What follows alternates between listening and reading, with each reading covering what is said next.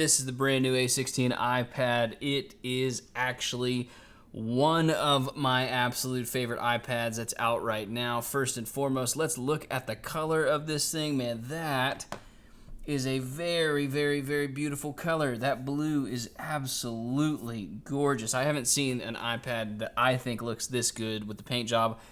Honestly, I wish the new MacBook Air would have come out with this color blue, because that MacBook Air, man, you just can't really tell exactly what color it is. And so that's very cool to see how beautiful that blue looks. Now, here's the thing. This iPad is really interesting because I really think that this is the iPad that 99.9% of people should actually pick up. Why do I think that? It's because the price is crazy. So this iPad starts at $349. That is just a wildly good price for this iPad. Now, you might be questioning, can this thing hold up, because it is one of the same chips that was in an older iPhone. And the fact of the matter is, man, for everything I do on an iPad, the a16 chip does plenty fine. There's nothing that I do that saturates this chip. I'm not editing on it. I'm not video editing, all that kind of stuff.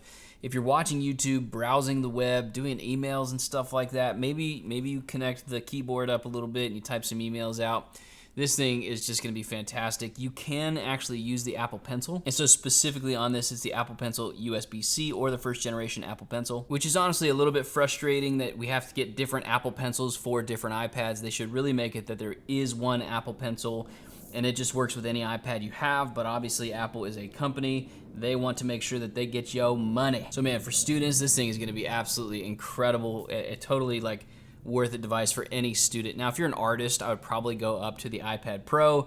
That's just gonna be a better experience overall, because then you can use the Pencil Pro. It's a great thing, but for me, I'm not an artist, and so this is gonna do plenty fine, do more than enough. So let's talk about the a16 chip. It is a 5-core CPU, 4-core GPU, and a 16-core neural engine. That just means that this thing is not as fast as the new M4 or M2 chip, M3 chip that's in the new iPad Airs, or the M4 chip of the iPad Pros, but it is a very capable, powerful chip, and because it is a little bit lower in its processing power, it's actually gonna have really good battery life. Now, the screen on this guy is fantastic. It's 11 inches across, and it is a liquid retina display, and so things on this look beautiful. If you're gonna watch something like YouTube, I mean, it's totally fine. You don't need all that much power anymore to run things on the internet. This works great. Now, some people might have an issue with the 60 hertz display. I don't, honestly. When I'm on an iPad, I'm not shifting back and forth. If you're a gamer, you probably want to go with something with 120 hertz like the iPad Pro, but the 60 hertz to me, the max I'm doing is reading articles and stuff on an iPad. So for me, the 60 hertz, it just doesn't matter. I mean, my favorite iPad in the world is the iPad Mini 7.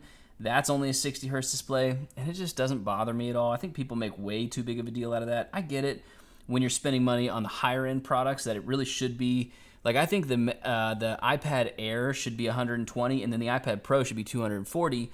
And these base model iPads, the iPad Mini, 60 hertz is just fine. Now, you might be looking at this and seeing the bezel size on this iPad.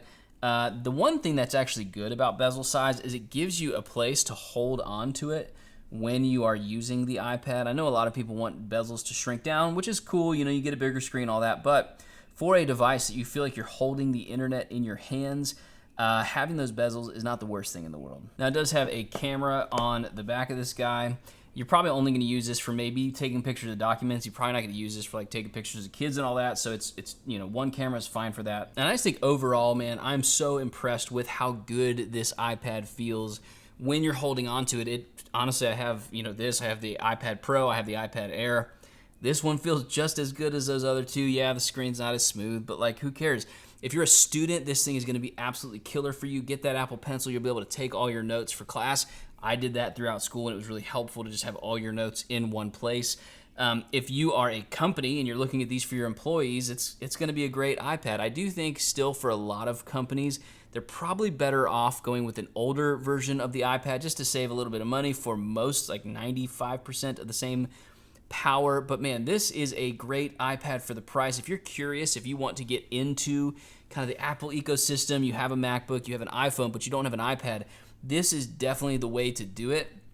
buy this thing, try it out. If you don't like it, you can return it with Apple's return policy. But I really think if you get this iPad, you're not going to be disappointed. It is a fantastic experience. Now you can get the folio case and kind of make this your computer replacement. I don't think iPad OS is all the way there just yet.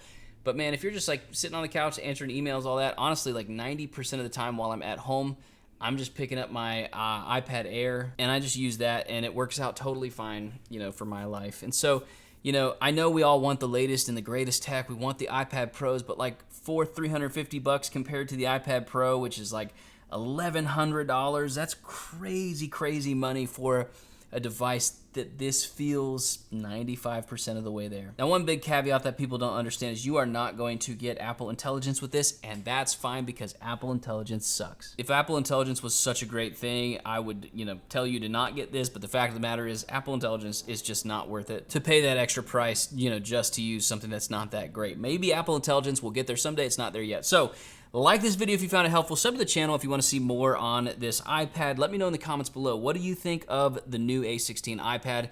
Is it worth it for most people, or should people find that kind of Goldilocks middle ground with the iPad Air? Let me know, guys. I appreciate you. I'll see you all in the next one.